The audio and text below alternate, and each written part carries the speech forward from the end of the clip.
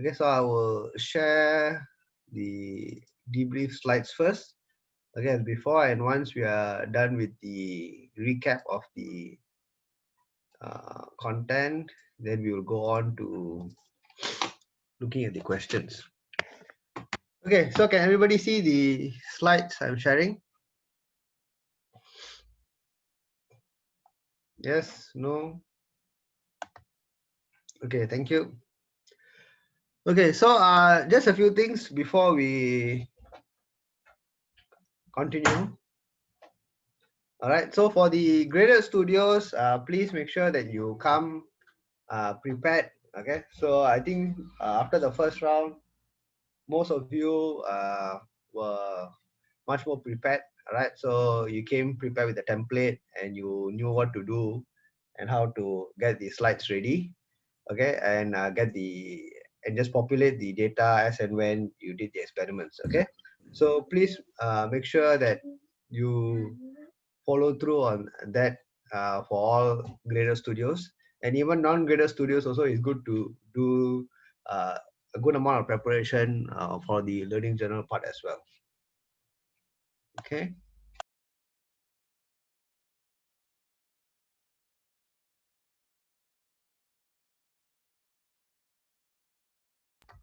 Okay, so let me discuss the debrief first. Okay, so we have I mean, we know the principle of Ohm's law, correct? Where basically the relationship between V and I, we say it's linear, right? But of course, in reality, there will be some non-linearity in some parts of it, all right? But in general, we say it's linear, and we also saw that in the experiment that you did, all right? And a resistor, as we know, consumes power. Okay, and since it consumes power, we need to use it with the right intention. All right. If your objective is to provide uh, a certain amount of voltage to part of the circuitry, then you don't necessarily need to use a resistor to step down the voltage. Okay, there are other components to other devices to do that.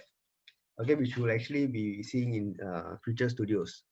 Okay, so if you want to limit the current, of course, then uh, a resistor is good, but we must understand that when current flows through any resistive element, you're also going to be losing power in that resistor. Okay, so another thing is the convention here. So you can see that this is a common convention you will see in our notes and slides, that when current is flowing through the resistor, the voltage drop will be such that the point of entry will be positive and where it leaves will be negative. Okay, so this is a common convention you will see in our discussions. Okay, the next thing that we saw this studio this week was the Thevenin equivalent circuit. Okay, so for the Thevenin equivalent circuit, basically the whole idea is you can have a very complicated circuit. Okay, but we do not need to worry about that because what we are mostly interested in is the load.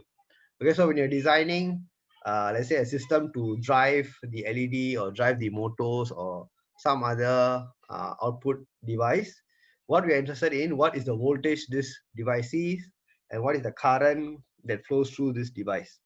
Okay, so in that aspect, what we can do is we can take any complicated circuit before that and transform it into a very simple circuit that consists of just a single voltage and a single resistor, all right, in series. So this is what we call the Thevenin's equivalent circuit. All right, and once you do that, you can see that now this is a very simple circuit which I can just use Ohm's law, voltage divider rule, and so on to do my analysis. Okay, so it's actually a very useful technique that you can apply to simplify any circuit. Okay, the next thing that we also saw was the batteries equivalent circuit. All right, so we did some experiments in studio to understand the internal resistance of a battery, and we saw that that internal resistance actually plays a role in sort of controlling the amount of power that is eventually delivered to the load. All right, so we want to, as much as possible, design devices or battery packs such that the overall internal resistance of the device will be as low as possible. Okay. Um, so, okay, finding Thevenin's voltage and Thevenin resistance, this one I'll skip first. I will go through this later in the tutorial questions. All right. Then there's this slide here is to show you the experimental method of finding Thevenin's resistance. All right. Basically, is what we did where we connect a resistor as a load, and then we keep measuring the current, all right, through the load as well as the voltage across the load. All right, and the gradient that we get of the slope is the uh, Thevenin's resistance. Okay, so this is basically the experiment that you did. Okay, and this is a experimental way of finding a Thevenin's resistance. All right. So of course, in our questions and all, we are going to use the theoretical approach, but in practical, you can also use the experimental approach. Okay. Okay, so this is the sort of analytical method. Okay, so I explained this in the class, I mean the studio, but we will look at this again. Okay, we'll be discussing the questions in a while. Okay, so now let's look at the questions over here. Let me share. Okay, so let me share another screen with you all.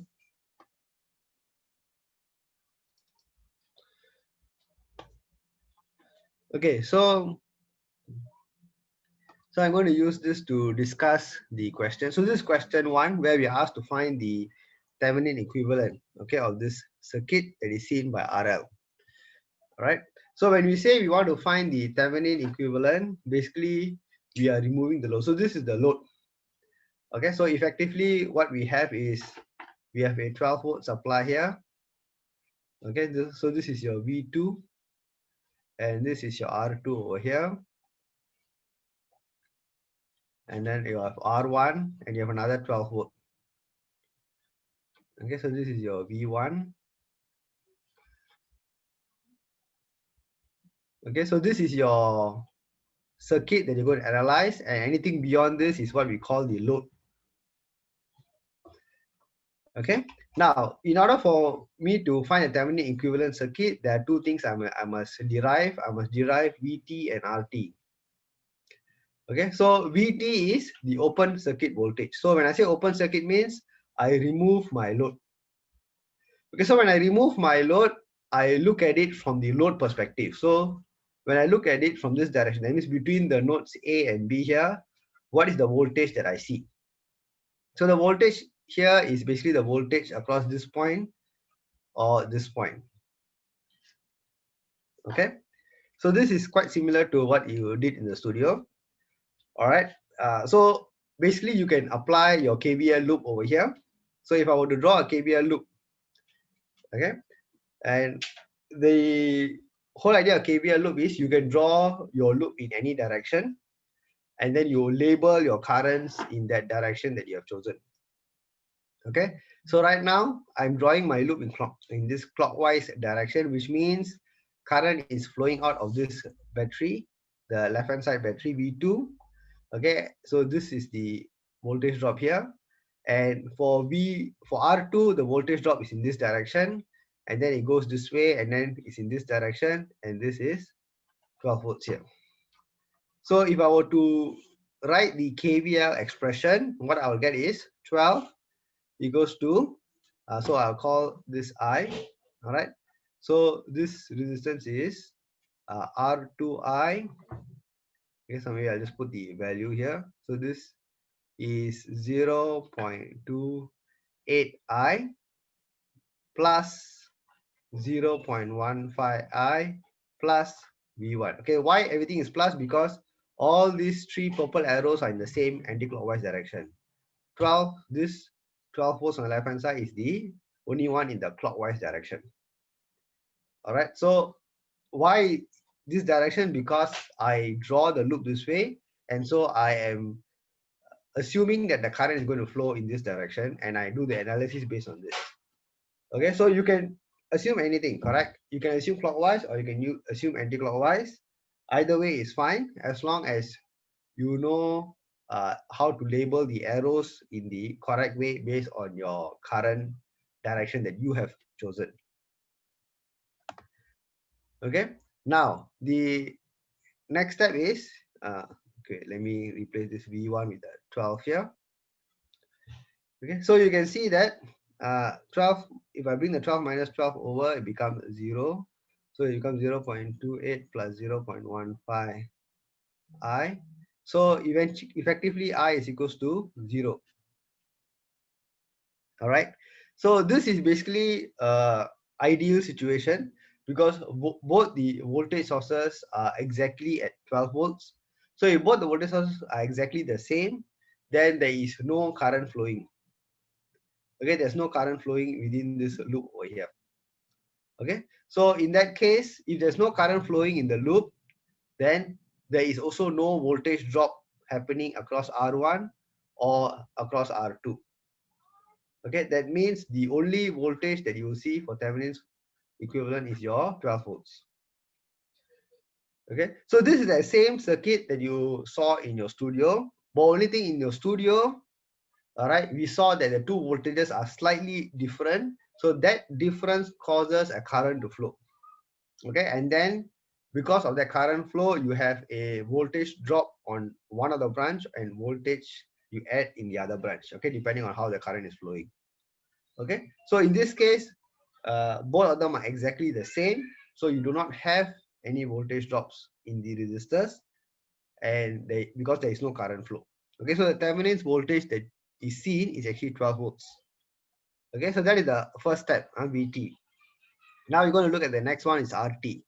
Okay, to calculate RT, basically what you need to do is you need to replace your voltage sources with a short circuit. Okay, and then you analyze it from the same direction. Okay, so let's do that. So if I were to draw it over here, so my V2 is replaced with a short circuit. So this is 0.28 here, and this is my 0.15.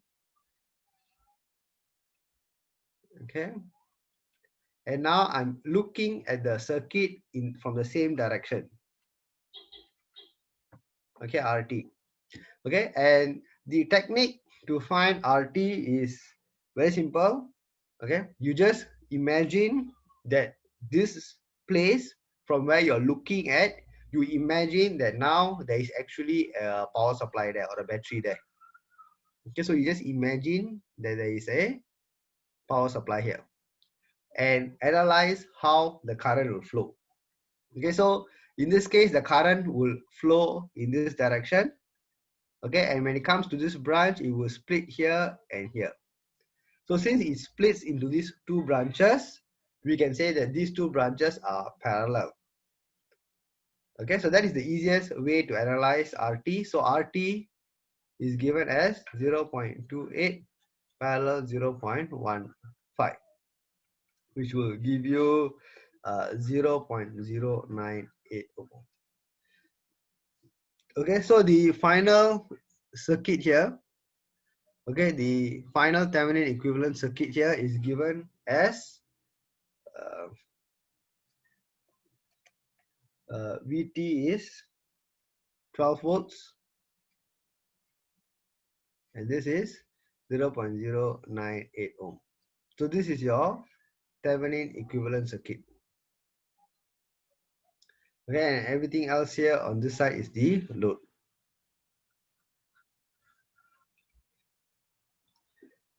All right, so that is basically for your part 1 analysis. All right, so in part 2, you are told that if the load RL is 2.5 ohms, what is IL and VL? So now there is a 2.5 ohm here. Okay, so this is a 2.5 ohm. What is VL and IL? You just basically apply your standard Ohm's law, series resistor principle or voltage divider principle. Okay, so to find the current IL, I can just say it is the voltage divided by total resistance, which is 0.098 plus 2.5, and that will give me 4.62 ampere. All right. to find my voltage here, the voltage drop across the resistor, I can apply my voltage divider rule. Okay, 2.5 plus 0.098 multiplied by 12, that will give me 11.5 volt. Okay, so that is what you get, okay, when you have combined these two batteries in parallel and now you connect a 2.5 ohm load. Okay, so that is the part where we have your Thevenin equivalent and we look at the uh, voltage and current seen by the load. Okay, then there are two other questions here. Whether the voltage VL, that means the voltage seen by the load, is it higher or lower compared to using just one of the batteries alone? All right, so let's look at it separately. All right, so for one of the batteries, okay, we have so for battery one, what you have is you have 12 volts and you have 0.15. Okay, and now if I connect my load here, which is 2.5, what is the voltage that my load will see? Will be 2.5 divided by 2.5 plus 0.15 multiplied by 12. So that will give me 11.3 volts. Okay, if I were to do the same analysis for battery 2, the same 12 volts, okay, but now I have a resistance of 0.28, okay, and now I connect my load over here, okay, 2.5 ohm here, all right, and I do the same analysis where VL is equals to 2.5 divided by 2.5 plus 0.28 times 12, and that will give me 10.8 volts. Okay, so you can see that in both these cases, it is smaller than what we got here. Okay, so here is 11.5 volts, and using using individual batteries, the voltage seen by the load is smaller. Okay, and the reason is what? Anybody can tell me?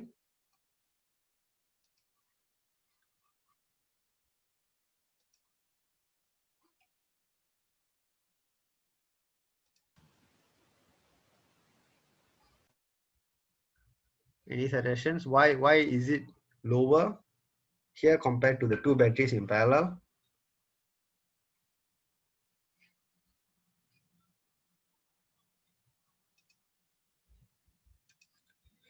Okay, yeah. So the thing is the resistance. The issue is the resistance. Okay.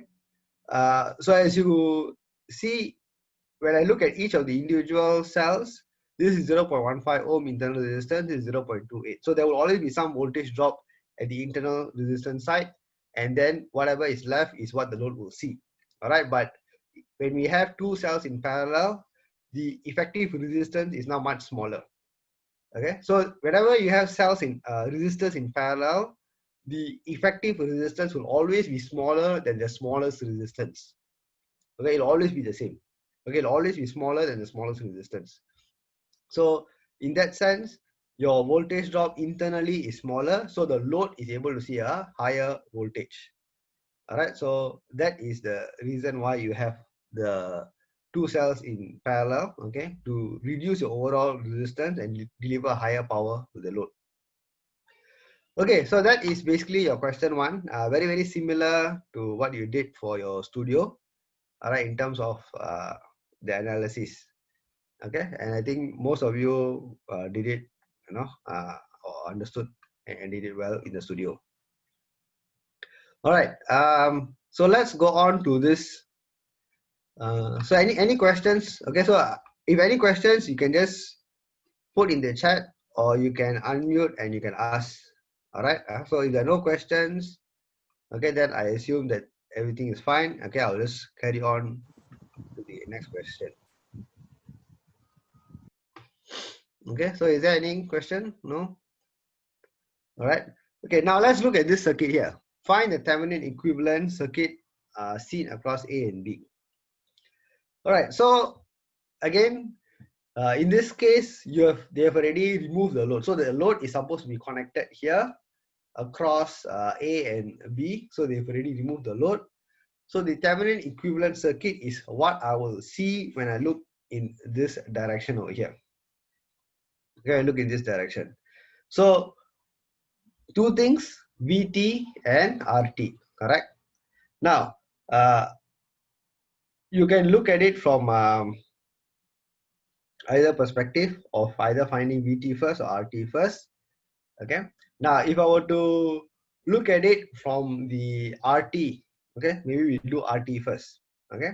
Now, if I were to do RT, basically means I do a uh, short circuit of my source over here. So what I will see here is 4 ohm,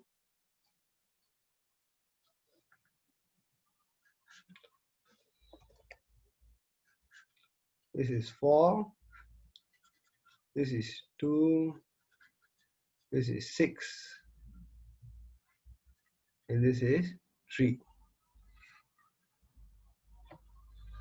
Okay, so What time is it?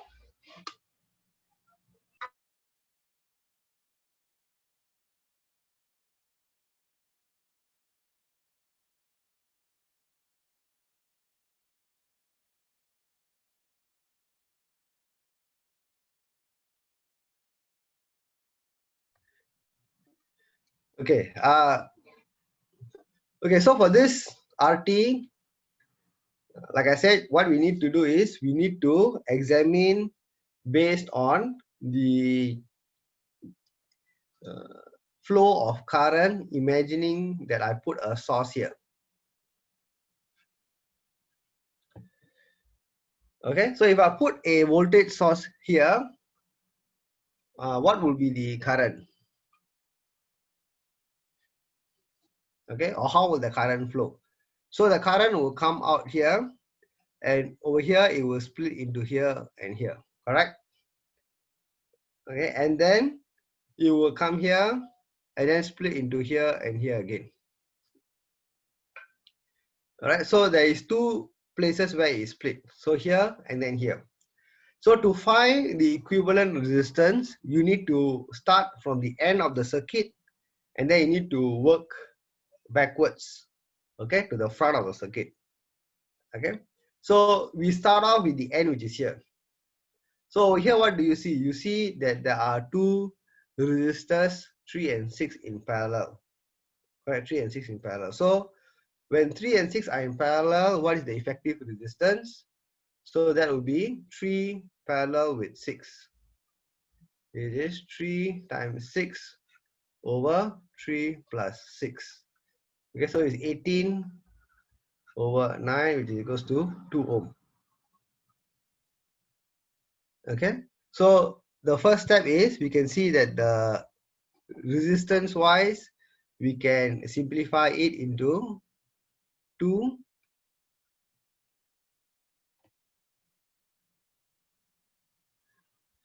Okay, what is the, how do you know the polarity? The polarity is up to you to define. Either way, it is still the same.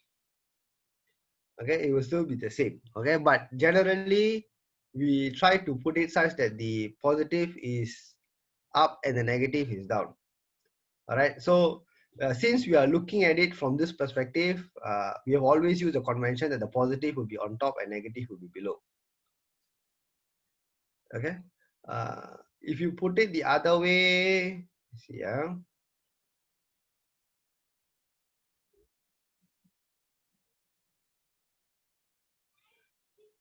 if you put it the other way, you will still get the same answer. You still get the same answer.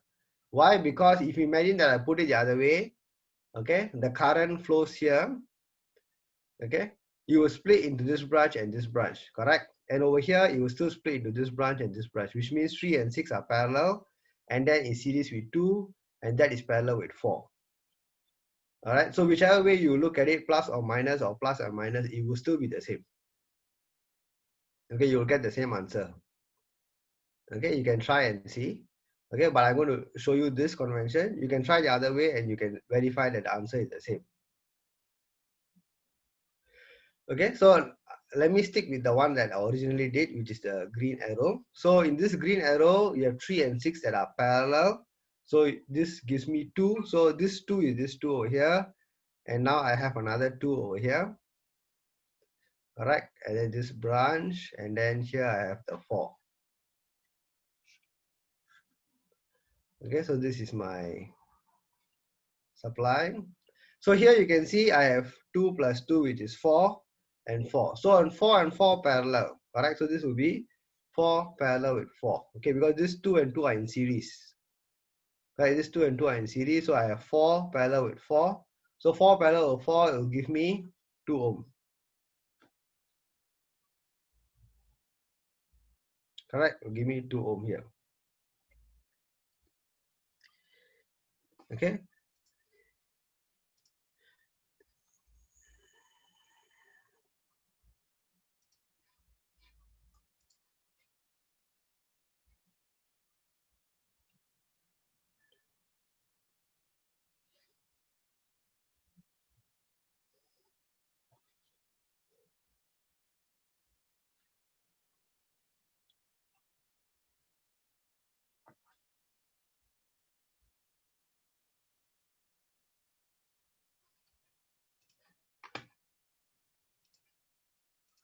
Okay.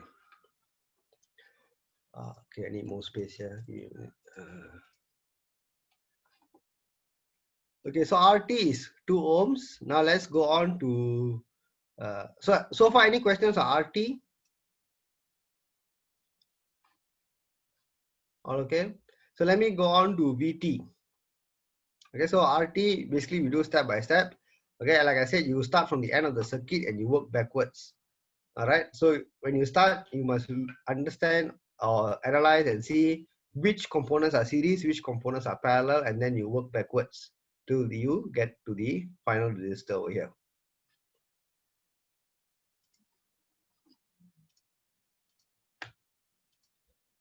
Okay, now let me go on to VT. Okay, to analyze VT is the same thing. All right, now I need to look at this voltage over here.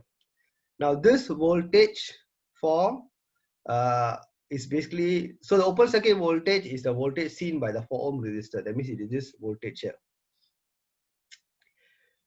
So in order for me to know this voltage, I need to know the full voltage across this section here. Okay, and that means I need to know the voltage at this point over here. All right, so I need to again sort of work backwards to know the voltage across the 4 ohm resistor. All right, so the first step we're going to do is we're going to analyze it. Okay, and what we're going to do is we're going to redraw this circuit where we have your 9 volts here and you have your 3 ohm and then you have your 6 ohm here. All right, so since there is no current flowing here, so over here at this branch there is no current flowing, correct, because it's open circuit, correct.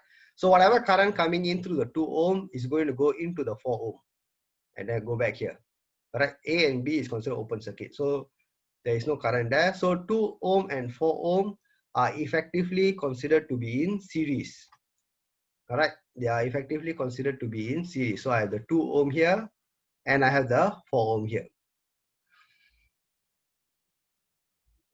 Okay, so that is how you can take the first step to redraw the circuit.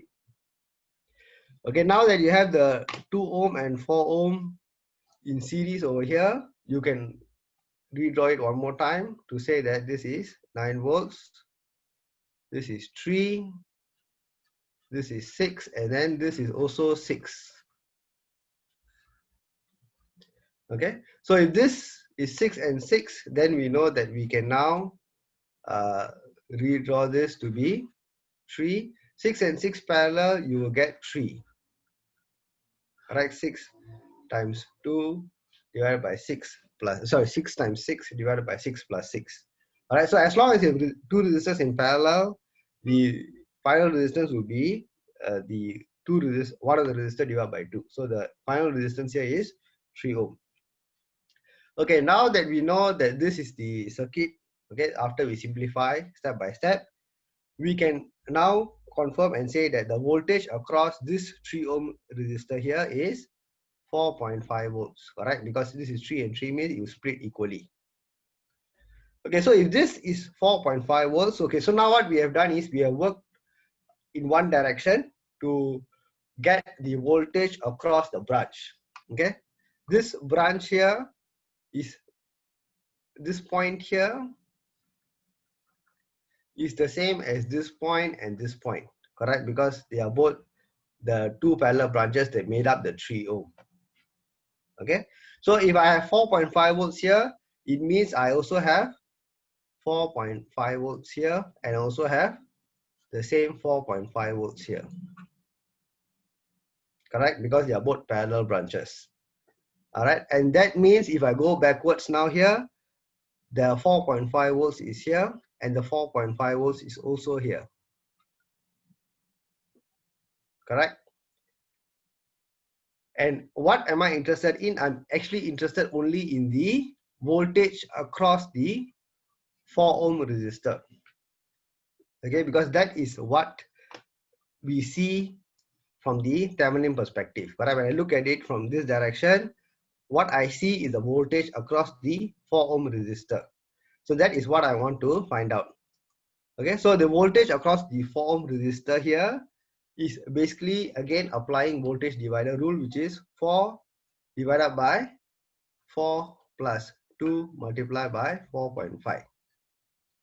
Okay, so your voltage divider rule can be applied to any branch. Okay, last tutorial I think I mentioned this as well.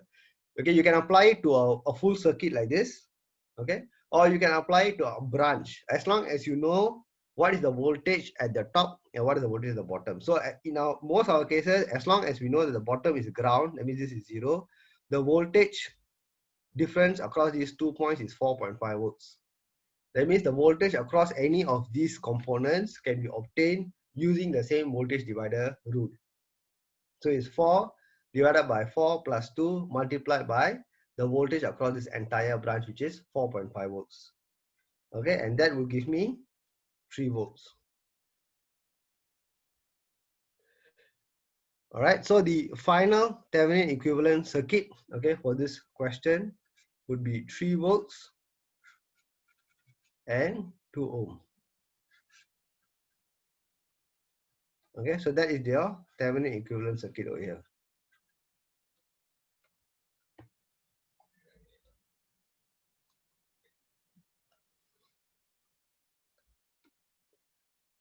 How to do this question by finding current?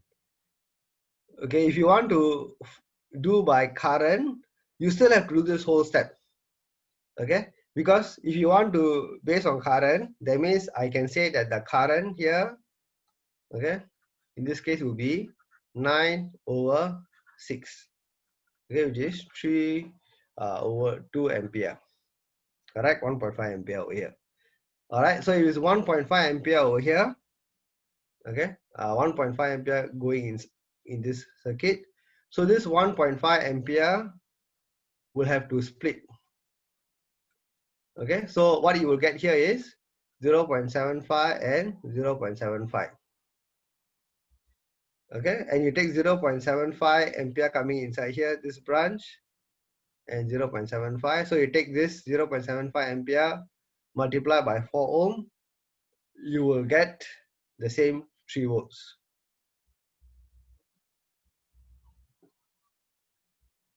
Okay, so if you want to use current approach, you can also do it. Sorry, this is not volt, this is ampere over here.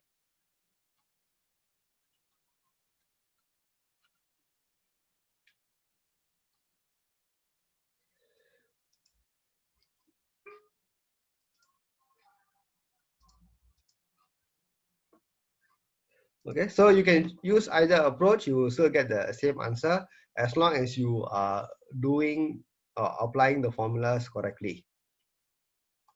Okay, so basically this is your final circuit. So this gives you an idea why Thevenin's is very useful, because when you see a complicated circuit like this, okay, or even more complicated, you can still eventually simplify it to a single voltage source and a single resistor.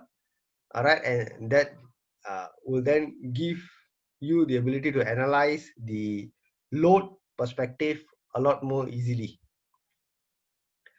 Okay, so that is this question over here.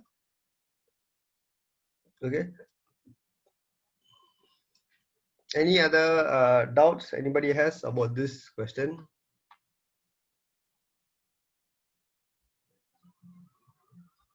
Okay, so it takes some time. So some of these theorems that you are learning, it takes some time to try out and analyze and see for yourself.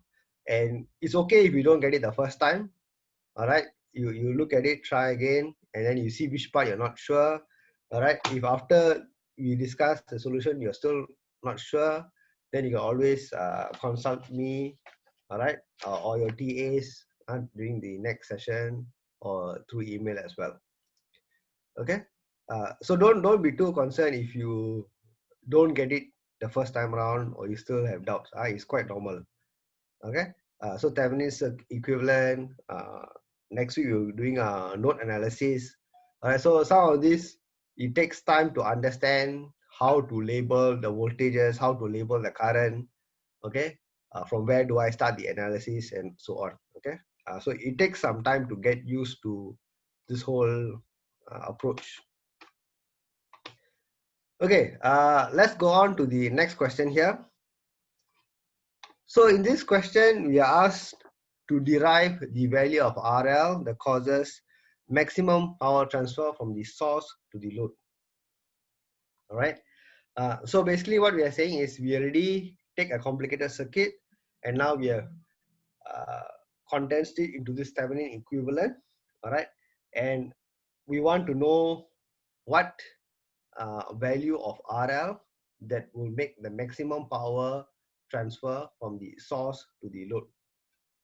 Okay, so to do this, we need to apply some mathematical principles. So we can say that the current flowing through here, I, is defined as Vt over Rt plus RL. Okay, and we know that the power to the load is given as I square R. Correct? I square R is Vt over Rt plus RL square multiplied by RL. Okay, so you can write this as Vt square RL over Rt plus RL whole square. Okay, so this is basically I square R. Okay, so the I is this. Okay, and the R in this case is your RL. All right, so from maths perspective, we know that to find maximum or minimum is basically you differentiate and you equate it to 0. Correct. So if I take differentiate the power with respect to the load RL and I let it to be equal to 0, then that is where I can obtain the maximum power transfer to the load. All right, so all I need to do is to differentiate this expression and equate it to 0. So if I differentiate this expression, you should remember your quotient rules, okay, for differentiation. Minus Vt square RL 2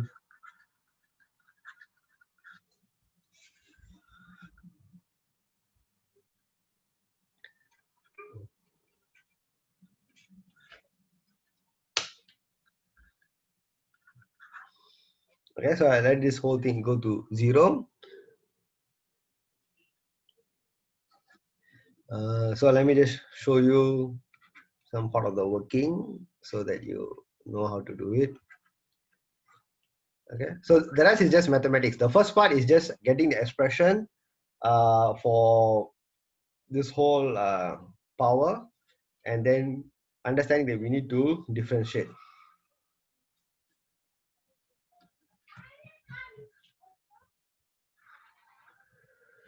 Okay, so the denominator we can sort of ignore, correct? Because it's equals to 0 means when you cross multiply, it will go away. Then from here, you can factorize out.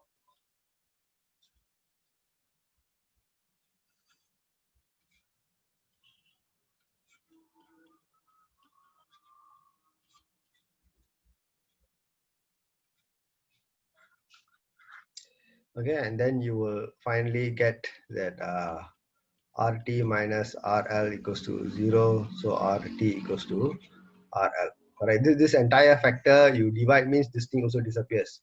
So left is only this expression. Correct. And basically what you get is when RT equals to RL is when you get the maximum power transfer. All right. So that is also a important point to take note of, that when you have a Thevenin's equivalent circuit, all right, if you want the maximum power transfer to come to the load, it will happen when your load resistance is equivalent to your Thevenin resistance. Okay, so if you were to draw a graph, okay, of power to the load across RL, okay, you will see that it's something like this. Okay, where this point here, where you get the maximum, is when your RL is equals to RT. Okay, so that is basically the principle we must understand, that maximum power transfer occurs when your load resistance is the same as your Thevenin's resistance. All right, and this question, it basically sort of gives you the maths behind it. Okay, how we come to this understanding. Okay, so that is for this question on power transfer and understanding this aspect. Okay, so for this, let me see.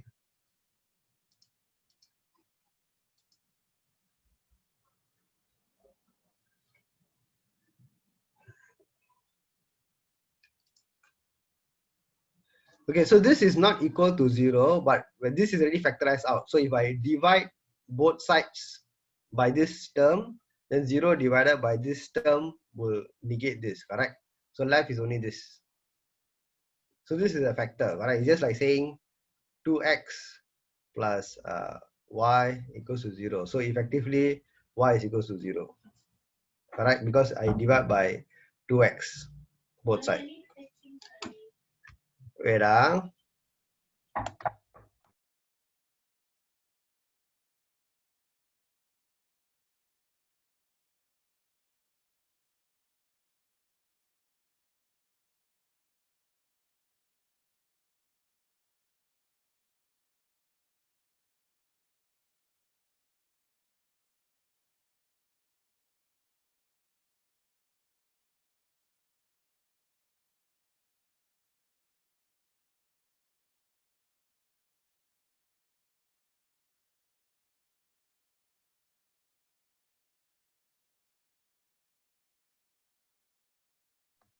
Okay, so apologies for some of the disruptions. I'm working from home, so things happen.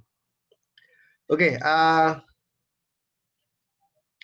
so let me go on to the last question here. Determine the value of RL to be placed across nodes A and B in order for it to draw maximum power. Okay, so when you see a question like this, you know that in order for me to know the maximum power, I need to know that means the resistance of the load must match the Thevenin's resistance. That means I need to find the Thevenin's equivalent circuit. Okay. So to find the Thevenin's equivalent circuit, we already have an open here A and B. So let's look at it from this perspective. So when I look at it from this side A and B, okay, what do you see? So since I have a voltage source here, we can draw a loop in this direction here. Okay, because no current is going to go inside here and here. So the only closed loop is this portion here. Now, so let's draw the current. So we know the current flow is in this direction. All right. So if the current flow is in this direction, we can say that this is this voltage here. The voltage drop across here is in this. Okay, I'll use a different color here. Okay, and here will be this way. All right, so these arrows that I don't always remember, they are signifying the voltage drop. The head of the arrow signifying the positive and the negative in terms of current flowing. Okay. Now, so what can you say here? You can say that the voltage, if you draw the KVL loop, you can say that 8 volts is equals to the current, if I say is I, is 2 times I multiplied by 6 times I. All right, so the I is equals to 1 ampere. So if the current is 1 ampere, you can say that the voltage at this point here and the voltage at this point here with respect to the B. So this A is also this point here. This is also A. This is also A, correct? And here is also B. Here is also B because they're all connected together. So I can take Thevenin's voltage here VT to be across the 2 ohm resistor or across this branch here with the source and this 6 ohm resistor. Okay, if I were to take it across the 2 ohm resistor, then you can say that your Thevenin's voltage here is 2 volts, correct? Because 2 times 1, 2 volts. If I were to take it across this, it will be, so if I take it from this perspective, it will be 8 volts minus 6 times 1, which is also 2 volts. Okay, why minus? Because this is they are both in opposite directions. So I need to subtract them. Okay, so effectively either this branch or this branch, both ways I get the same Thevenin's voltage of 2 volts. All right, for the Thevenin's resistance, you do the same thing as just now, which is to remove your source and you replace it with a short circuit. Okay, so what you have is 2 and you have 6, and like I said, you imagine that you have a voltage source here. So how will the current flow? The current will come out and flow here, and at this point it will split. So it will split means these two are considered parallel. So your Thevenin's resistance is 2 parallel to 6, which will be 1.5 ohm. All right.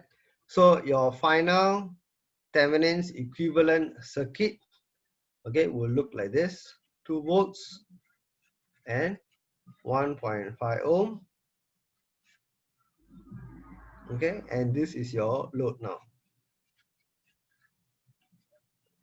All right. So in order for your load to get maximum power transfer, your load must also be equals to 1.5 ohm. Correct.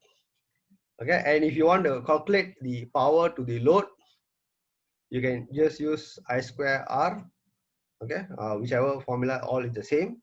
So the current you can say is 2 by 3 multiplied by 1.5. The current is the voltage 2 divided by 3 ohm. So I square multiplied by R, which is the RL over here. So this will give me 0.67 watt. Okay, so you can see that by applying Thevenin circuit, we can always simplify our Thevenin's approach. We can simplify a circuit to a voltage and a resistor, and then focus on the delivery to the load. Okay, so that is the whole idea of your Thevenin's equivalent circuit approach.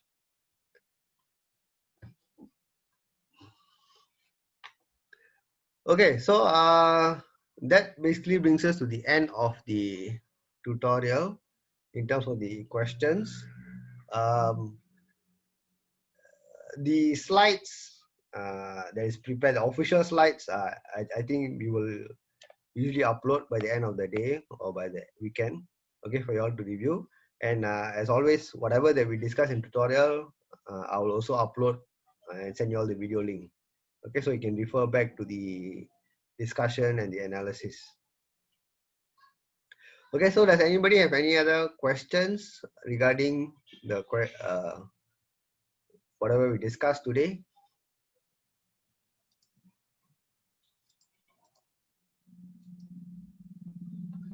Okay, question 1, the flow of the voltage drop.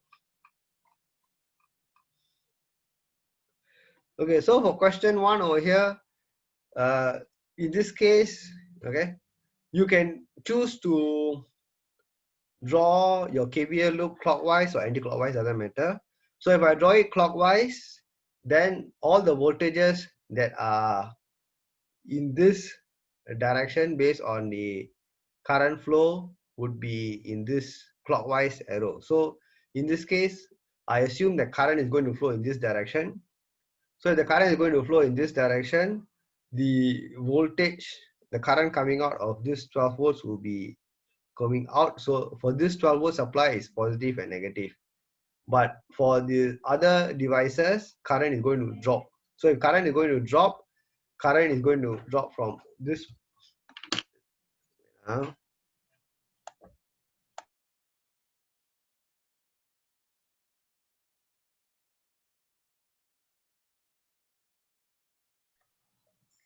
Okay, so for the other devices here, current will drop from this side over here to this side. So here is positive, here is negative. Similarly, when it comes here, here is positive, here is negative. And for this source, here is positive, here is negative. Oh, but Professor, but won't the second battery also pushes out current from its positive end? Yeah, okay, so in this case, like this is similar to what we saw in the studio. You can have current flowing in, just like how you charge a battery. When you charge a battery, current flows into the battery, correct? Yeah, But for charging a battery, it must be the stronger battery charge the weaker battery. correct, correct. But now So, it's neutral though. Correct. So that's why eventually it's zero, correct? But in our analysis, if you can see that since they are the same, there's already zero, then we don't do this already, correct? We can straight away say it's zero, okay? But if you take the same example, if I were to say that one is 12 volts and say this is 12.1 volt, then intuitively you will want to put the loop the other way around, correct? Oh, so for the first step, we just assume that we do not know the voltages of each of the batteries. I mean, since we know, we can by visual inspection we can say it's already zero, correct? But if let's say we do not know, then we arbitrarily assume, okay? So for our studio also, when we draw the loop, we generally will draw such that the voltage that is slightly higher will drive the current into the battery that is slightly lower. Oh, understand. Then Professor, I don't get like for point A to point B, why is it 12 volts? Because I thought voltage is basically the charges, the potential, the potential energy of a charge at one point minus the potential energy of a charge at the other point. But since there's no current, the top point A will not have any voltage. I thought. Okay, so basically, since there is, yeah, I understand what you're saying, but basically, since there is no current flow, so there is no voltage drop across here, correct? Yes. So you can assume that the voltage that is seen, that means when you look at it from this direction, if you take for example, a voltmeter and you connect here, okay, if you take a voltmeter and you connect here, what you would observe is you will see a 12 volts. Oh, but why? But at point A, there is not supposed to be any voltage. And at point B also. Correct. But when you connect a voltmeter, then there is some current flowing, correct? Yes.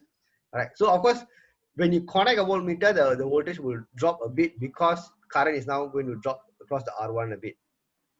Okay. But theoretically, if let's say now, if I look at it just from point A and B into this direction, since there is no voltage drop across R1, the entire voltage seen across these two branches is the the charge of the 12 volts. It's just like a battery, correct? If I take a single battery, if I say it's 1.5 volts, but you know there's an internal resistance, correct? Mhm. But then when you measure with a voltmeter, you expect to see around 1.5 volts. So when you this voltage that you see is open circuit voltage. So the open circuit voltage is what we call a Thevenin's voltage.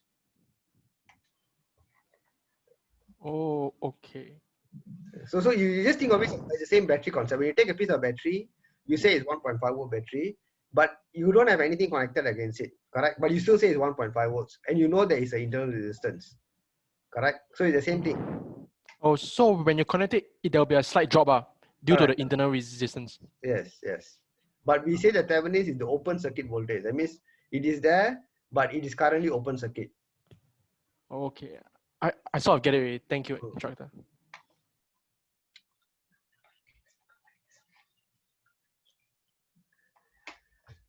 Okay. Any other questions?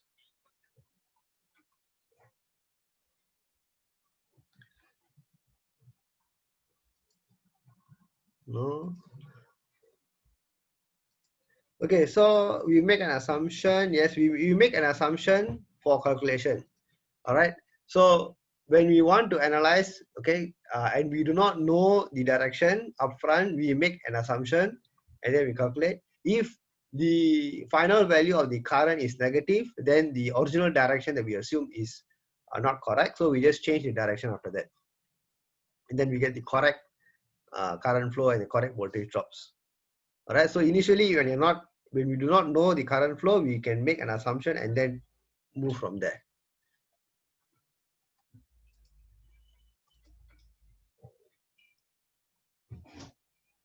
Oh, instructor. I'm not. Can you explain for the additional practice question for Thevenin circuit, the question 3? How do you get 4 volts? Because I got negative 4 volts for the Thevenin voltage.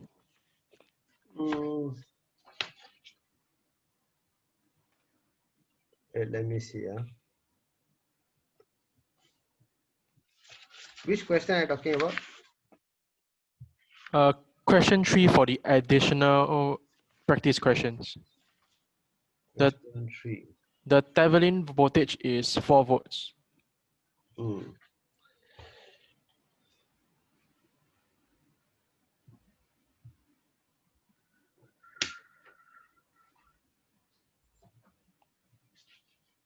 Okay, let me look at the question right now.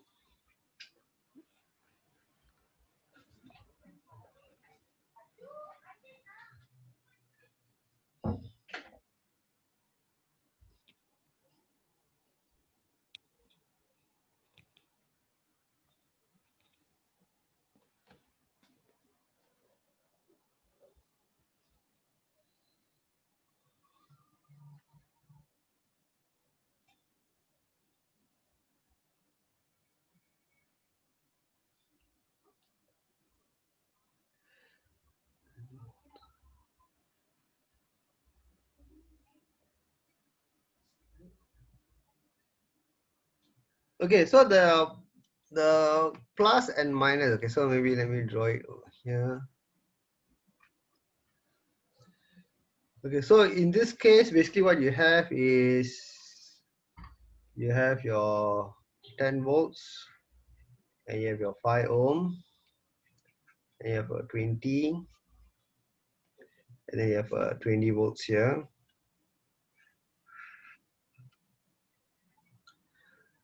Okay, so in this case, you can what is drawn is you've drawn the loop this way, correct? Yes. All right, and then we say that so in this case the voltage drop here would be this direction and in this direction. All right, so the current is given as, so if we draw it this way, both the sources are adding up. Correct, so it will be 10 plus 20 divided by the total resistance, which is 5 plus 20, it is 6 over 5 ampere. All right, so 6 over 5 ampere means the voltage seen, okay, the voltage seen across this 2 point here is, so if I were to look here from this point to this point, it will be 20 multiplied by 6/5, correct? Minus 20. But since it's So this would give me negative 4, correct? yes. Alright. So this negative 4 means it is telling us that the plus is over here and negative is over here, correct? I don't get how you get the plus and negative there. Okay, so negative 4 volts because of okay, so it's all a matter of perspective. We take, okay, so let me look at it this way. Okay, so if I say that now this whole voltage drop, since 20 volts is here, if I were to say that this branch here, let me see here, if I were to look at this branch and I say it is 20 minus 20 times 6/5, then what is the answer? 4 volts. 4 volts, correct? Yeah. So which one do I take? Do I take this approach or do I take this approach? Both are correct. It all depends on how I want to draw the Thevenin's voltage. So if I take it this way, if I take it this way over here, that means I'm assuming that the plus is over here and negative over here, correct? As in for 4 volts? Yeah, Yeah. correct. So if I were to draw the Thevenin's voltage, it should be plus here and minus here. So the Thevenin's voltage should be given as 4 volts in this direction here.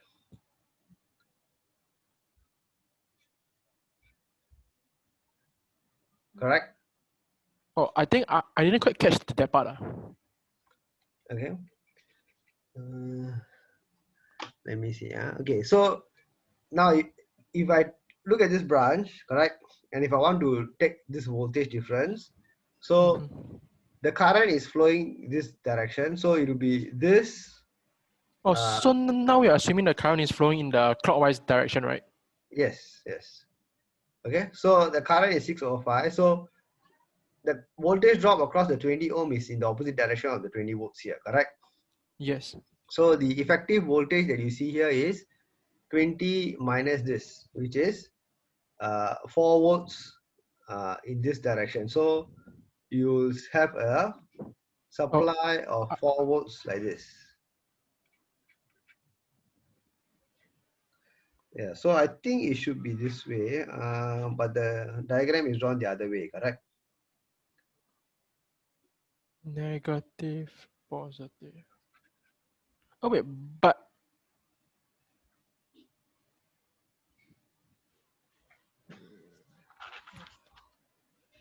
minus 20. Hey, no. Sorry. 20 times, so I calculated wrongly. 20 times 6/5 in this case is negative 4 volts here, correct? Yeah. This is negative and this is positive here, correct? Okay, so if I look at it from this perspective, this is negative 4 volts. As in, so for negative 4 volts, the polarity would be the bottom is plus and the top is minus. Correct. Okay, if I were to take it from this minus this, so it is positive 4 volts. That means if I'm assuming if I want to take this, then my answer is positive 4 volts. So I will draw the circuit as this way.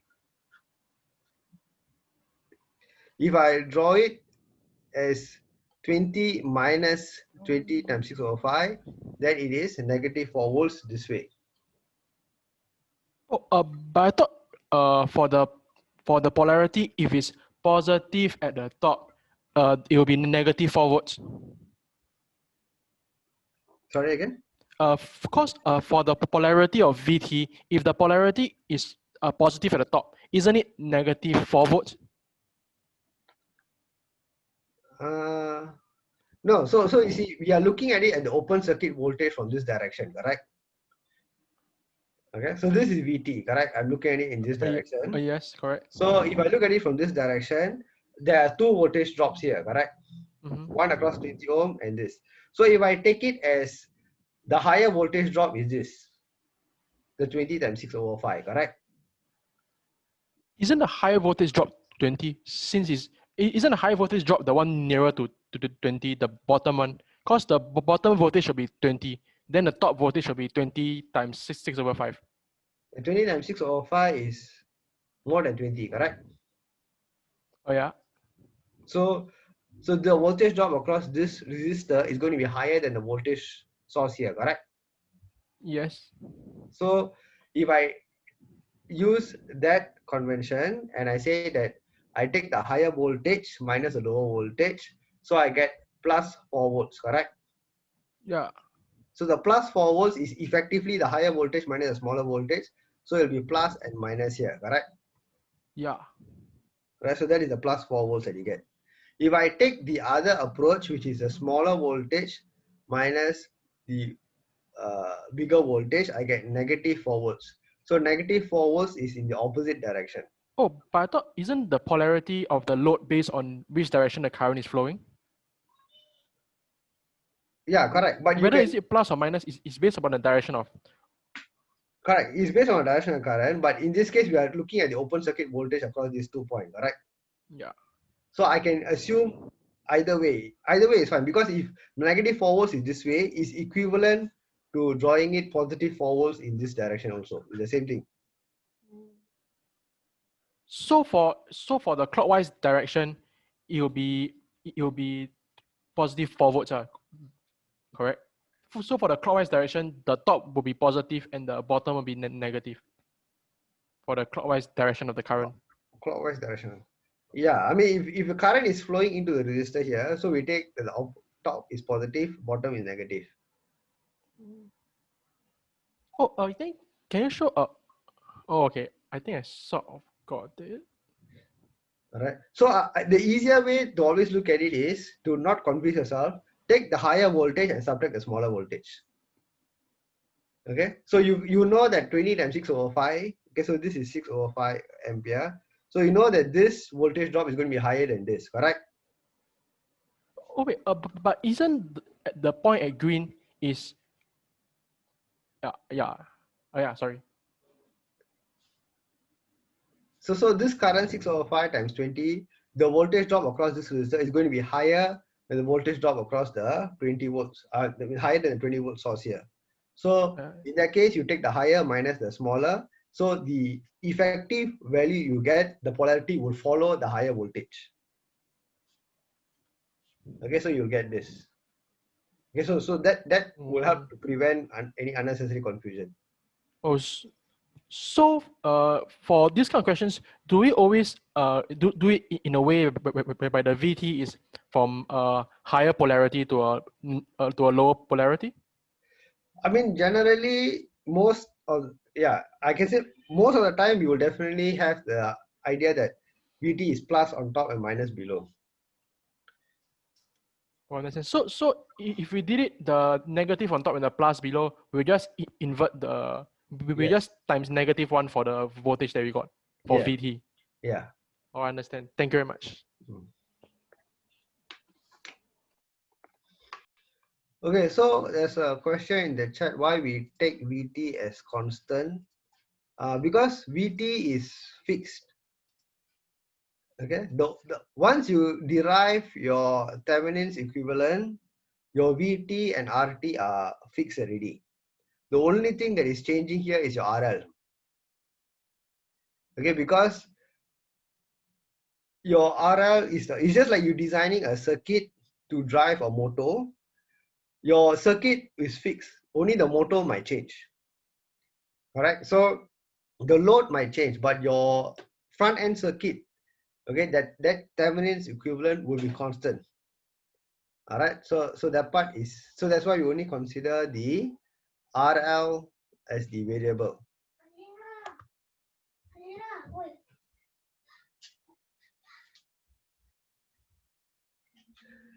Okay, so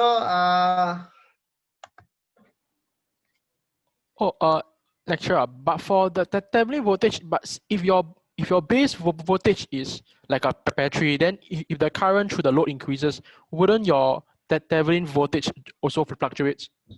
Yeah. I mean, yes. See, all these are things that happen, correct? But from when you want to do some calculation and analysis, you need to have some assumptions, some fixed values to do the analysis, correct?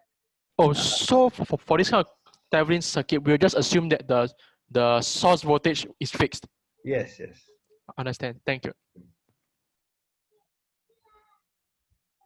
Okay. So in reality, of course, things will change, correct? There'll be power dissipation, there'll be heat loss, your current might fluctuate. So all these dynamics can happen in reality, correct? But when we do the theoretical analysis, we have to make some assumptions and then we analyze from there.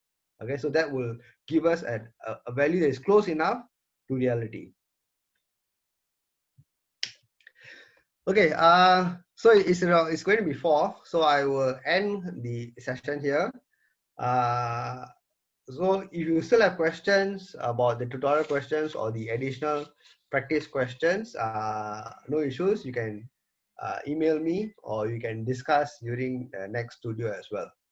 Okay, so please just make sure you be prepared, okay, for future studios, whether it's graded or not, so that at least you can finish up the studio on time. All right, so thank you very much. I will see you all next week. Okay.